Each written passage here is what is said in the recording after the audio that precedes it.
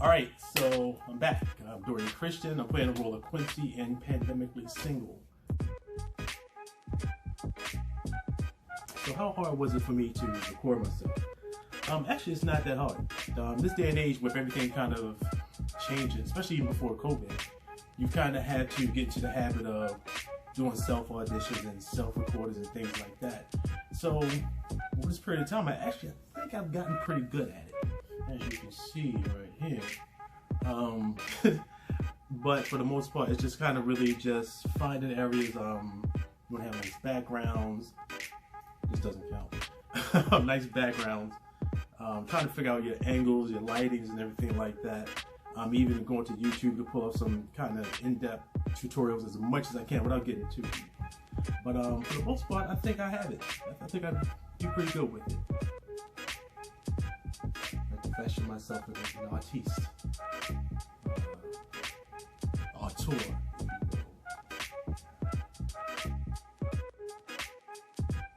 Yeah, what do I think about this concept, Pandemically Single? I think it's pretty good. In this day and age, as everything is pretty much online and virtual, so to speak, it lends itself to being very topical.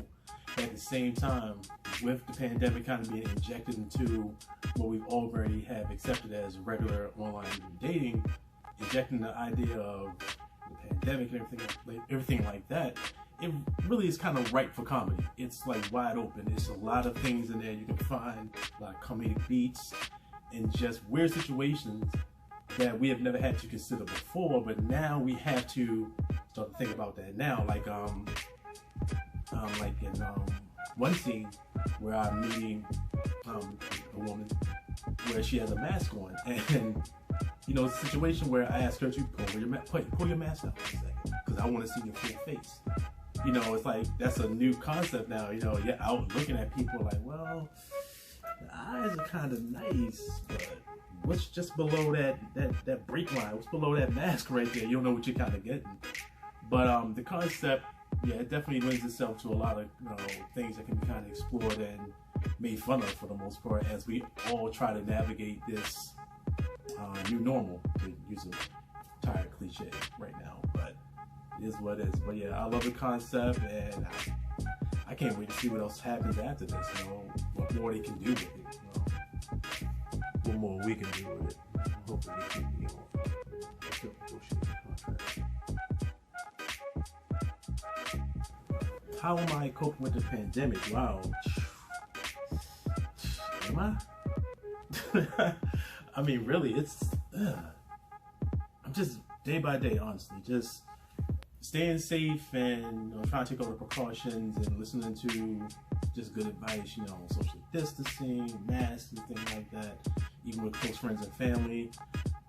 It's been a lot of binging old shows. I mean, old shows I should have been watched back in like 1995. Up until now, binging movies, reading, definitely still staying fit, going out, working out, riding a bike, going to the park, doing what I can do, just kind of stay active. I think that's pretty much it. One way I am kind of coping as well. It's not a good way to cope, so please don't take my advice on this. But I've kind of developed a little bit of a sneaker habit. A whole bunch of sneakers that I really have nowhere to wear them, but they look nice in my closet right now. As you can see, one pair here, the exquisite. No, let me stop. But look at that. The yellow stripe on the inside. Yeah, it's nice. All right, but so that's one bad habit I've picked up watching, going through this pandemic thing. But other than that, definitely staying close with family and friends, reaching out to them as much as possible, doing Zoom chats when possible, even getting together. Again, social distancing, but getting together, just staying reconnected, because I don't think overall we've taken human interaction for granted. I wouldn't go so far as to that, but I don't think we never knew how fleeting it could be until we got thrust in a situation like this. So what do I like about my character Quincy? I don't know. I think like might be a bit of a strong word. But no, I like the character Quincy. I think he's a reflection of not only myself, a very real reflection of myself, but of a lot of young men, a lot of young black men especially. I see a lot of similarities in not only the way he approaches things, the way he approaches life, the way he approaches dating, and this pandemic in particular. And it's a lot of beats that have gone on in my life that I find in his.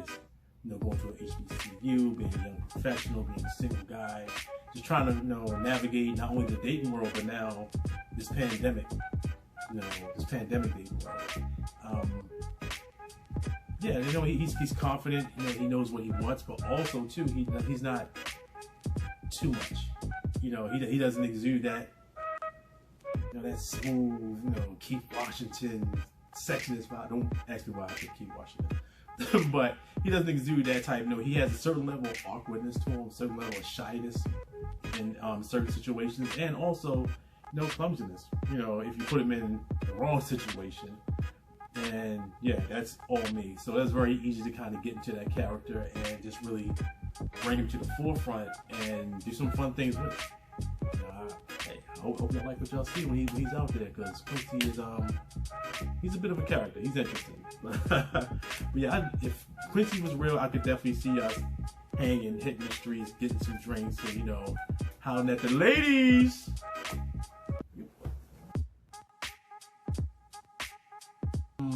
One interesting fact about me. Let's see. Really. What more do you need? Come on. Get this up.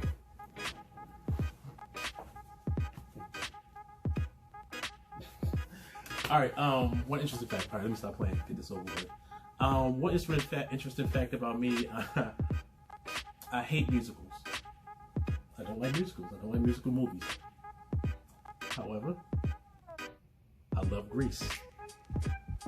I love Grease. Like, that is my jam. Like, straight off from Summer Nights,